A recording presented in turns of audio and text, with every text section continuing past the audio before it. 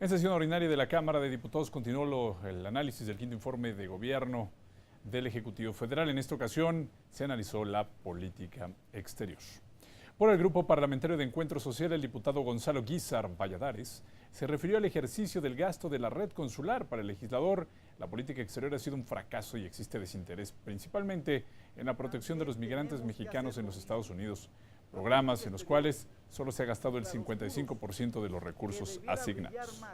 Lamentablemente, el quinto informe del presidente Enrique Peña nos dice que tan solo se ha ejercido el 55% de estos recursos destinados para un fondo de emergencia y de atención y de asesoría oportuna a los hermanos migrantes. Existe una indiferencia plena en la política migratoria de este país.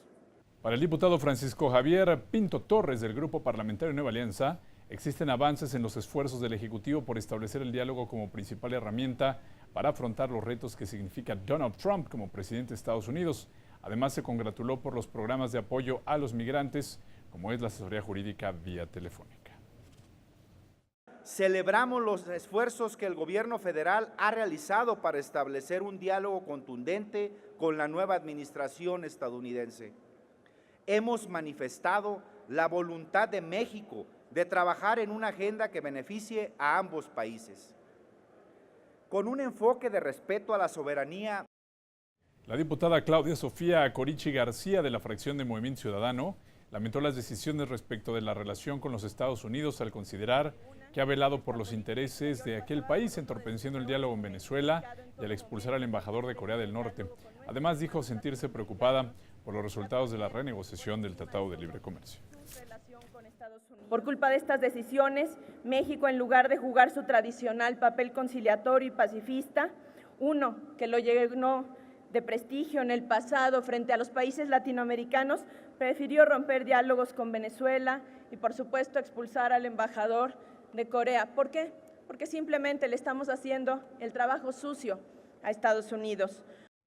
Por la fracción del Partido Verde, el diputado Arturo Álvarez Angli reconoció la labor de México al presentar ante los organismos de la ONU propuestas en pro del desarme, la protección de los derechos humanos y el combate al consumo de drogas.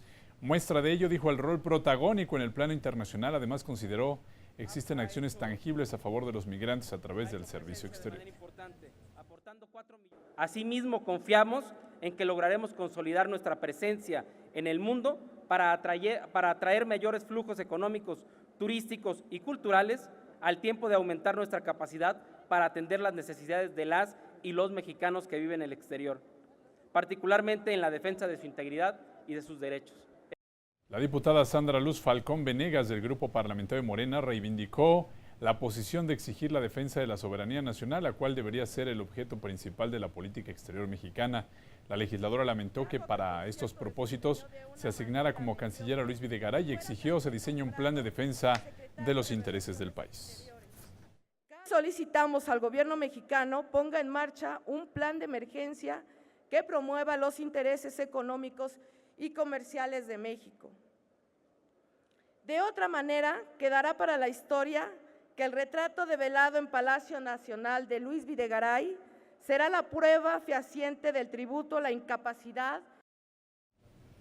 De la fracción del PRD participó el diputado Agustín Francisco de Asís Basabe Benítez, quien consideró necesario rechazar la violencia política en Venezuela. Sin embargo, lamentó la posición de México en el tema a partir de la llegada de Donald Trump a la Casa Blanca. Ante ello, también lamentó la determinación de pedir la salida del embajador de Corea del Norte de México. Y por eso ahora vemos esa postura de sumisión ante ese presidente que, por cierto, nos sigue golpeando una y otra vez.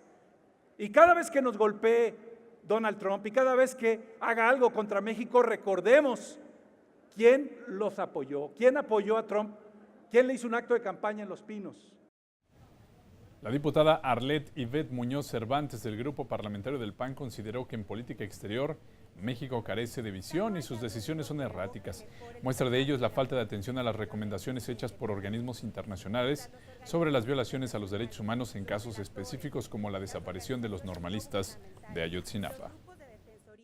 Los relatores de organismos multilaterales y la propia Oficina del Alto Comisionado para los Derechos Humanos subrayan la impunidad con la que se conduce la autoridad al violar derechos esenciales y plantean que se trata de la peor crisis que se haya registrado en la materia desde que nuestro país emprendió una transición en la democracia.